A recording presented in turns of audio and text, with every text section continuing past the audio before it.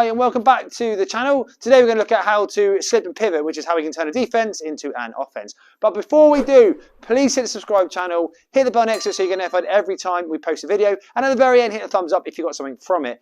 Lastly, go check out our online course. The link is in the description. Right, let's jump into today's tutorial. Okay, so today we're looking at the slip and the pivot, which is a great way to defend, to create an angle, and then to come back with a second attack. But there are some things you've got to be aware of that you need to do, and some things you need to be aware of that you don't do. So let's have a look at the slip and pivot. It's going to be done to our opponent's right hand. So our opponent's going to be orthodox, and all they're going to do, well, we'll show you what it should look like, and then we'll break it down. So just nice and slow.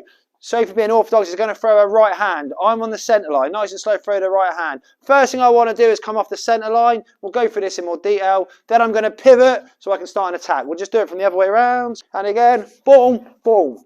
Okay, as you can see, I've come off the centre line. We'll talk that through in a second. But I've created an angle. I've not been hit, which is important. And I've created an angle for my second attack. If safe goes southpaw, it works exactly the same way. With a southpaw, it's even better because it's actually taking you away from their backhand. So just nice and slow. This time it's the southpaw, it's their jab. So as she throws that jab, I slip, I pivot. You can see I'm away from this backhand, and then I can let my shots go. These are the things we've got to be aware of when we do it. I mean, to start with, it's about timing. Do it too early and you'll get caught. Do it too late and you get caught. The next real important thing is you bring that head off of the centre line. So we've talked about the centre line in various other videos, so go back and check them out. Let's say you know what the centre line is, visible line that splits you and your opponent. You take your head off the centre line by stepping as well as slipping. Because, yeah, if she throws or your opponent throws the right hand, throw it nice and slow, and I slip, and now I pivot, I'm going to have to throw, we'll do it for the other side, I'm going to almost have to throw over my own shoulder. So I don't step, I slip and pivot, my tools aren't lined up. So my tools are here, which means if I'm going to try and hit my opponent, I'm going to have to throw over my own shoulder, which we don't want. So you need everything lined up, which is why we do the step. We'll break it down the steps. Simple. The head is a slip, and we step with the lead foot to the outside of the punch. So slowly throw that right hand, so I'm here. I've stepped outside, and I've slipped at the same time. Right now, a lot of the weight's on the front foot, but I still have some on the back foot. From here, we go into that pivot. Now, we don't want to be greedy with the pivot. By greedy pivot, I mean almost like a full 90 degrees, because that's too much. We do half of that in an ideal world. So we slip with a step, and then we keep our shields up, and then when we pivot to about 45 degrees. We can then put an attack in here, and then we've still got room to actually step and pivot again for a second attack. So we'll do it from the other way around. I step, slip. The most important thing is I'm off the punchline now. I'm safe. However, whatever happens next, I'm safe.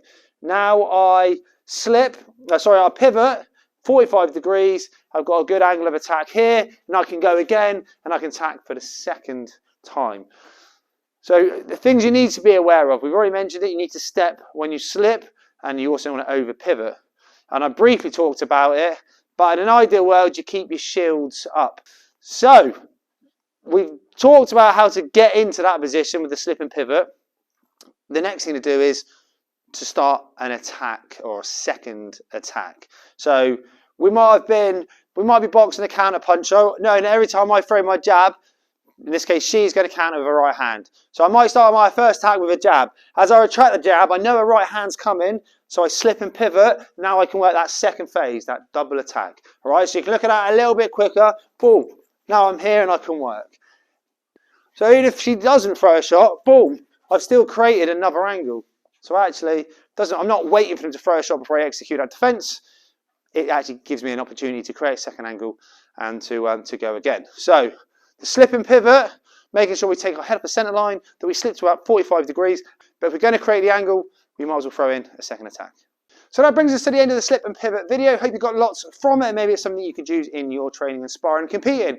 If you did get lots from it, hit the thumbs up button because it does help to spread the love around YouTube. Also subscribe to our channel, and if you want to keep seeing these videos, and they do come out weekly, hit the bell next to it and you'll get notified every time we post a video. Don't forget my boxing course is down in the comments box. It will teach everything you need to know from the comfort of your own home. So go check it out. One more time, thanks very much for watching, and stay tuned for a new video really soon.